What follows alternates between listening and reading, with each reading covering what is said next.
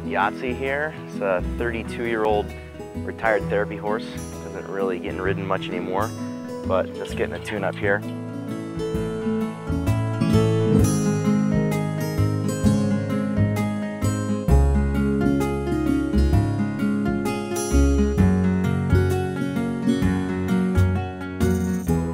Atlas is pretty locked here. Oh, that was good.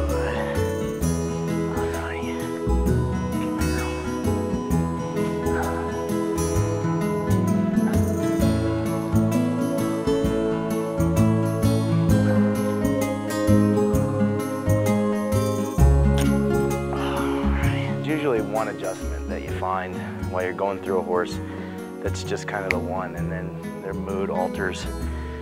Usually their head dips down a little bit and then kind of a calm comes over their body, and that was C2 posterior for her.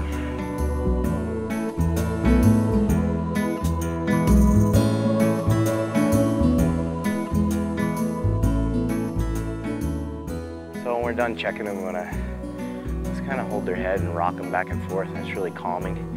Also, you can see the freedom in their spine, the wave just going up and down. Good job. All right, Yahtzee's clear. Good job.